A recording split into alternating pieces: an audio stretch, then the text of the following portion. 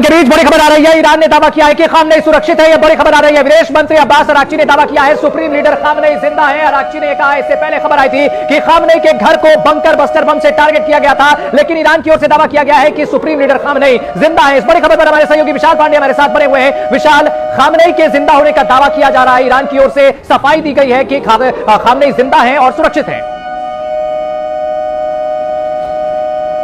देखिए, बिल्कुल, क्योंकि सुबह से ही लगातार ये सवाल उठ रहे हैं आखिरकार खामनेई कहां है। हालांकि यहां पर ईरान के विदेश मंत्री अराक्ची ये जरूर कह रहे हैं कि खामनेई सुरक्षित है, लेकिन अब तक खामनेई सामने नहीं आया, ना ही उनकी तरफ से कोई बयान सामने आया है, ना ही खामनेई की तरफ से कोई पोस्ट आया है, ना ही कोई मैसेज सामने आया है। सवाल अभी भी लगातार पूछे जाएंगे ईरान की तरफ से कि आखिरकार खामनेई सामने क्यों नहीं आ रहे हैं, क्योंकि हमने बीते जब हमले देखे थे उसमें खामनेई तुरंत मोर्चा संभालते हुए नजर आ रहे थे। बयान उनकी तरफ से जारी किए जा रहे थे जब 2025 में अमेरिका ने हमला किया था, इजराइल की तरफ से हमला हुआ था उस समय। लेकिन इस बार आज सुबह से जब से अमेरिका और इजराइल ने संयुक्त रूप से ईरान पर यह हमला किया है, खासतौर पर खामनेई के ठिकानों को निशाना बनाया है, उसके बाद से खामनेई को लेकर कोई स्थिति साफ नहीं हो पाई है। अब जरूर ईरान के विदेश मंत्री कह रहे हैं कि खामनेई सुरक्षित है, लेकिन अभी भी खामनेई की तरफ से कोई बयान सामने नहीं आ रहा है। हमारे सूत्र यह बता रहे हैं कि अमेरिका और इजराइल इस वक्त इसी बात का आकलन कर रहे हैं कि आखिरकार जो हमला सुबह किया गया था उसमें ईरान के कितने बड़े नेता और कौन कौन से कमांडर्स मारे गए हैं।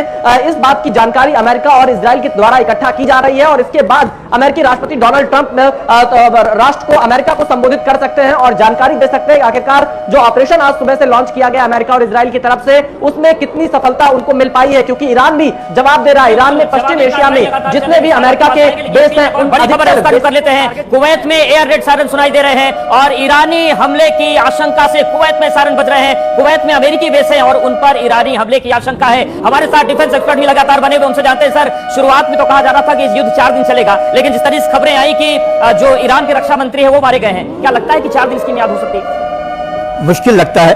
क्योंकि जिस प्रकार से अमेरिका और इजराइल ने प्रीएम्प्टिव स्ट्राइक किया और प्रीएम्प्टिव स्ट्राइक से लग रहा था उन्हें कि ईरान के ऊपर वो काफी हावी हो जाएंगे, लेकिन जिस प्रकार से ईरान ने पलटवार किया है और उस पलटवार में तकरीबन जितने भी अमेरिकन बेसिस हैं, तकरीबन 19 बेसिस हैं अमेरिका के मिडिल ईस्ट के अंदर, तो वो भी तकरीबन 15 साल से है, 40,000 अमेरिकन सैनिक उधर रहते हैं। उसके बावजूद जिस प्रकार से अटैक किया गया है 8 देशों पे और साथ में 2 देश उसके अलग, तो आप समझ सकते हैं कि ईरान का जो पलटवार है।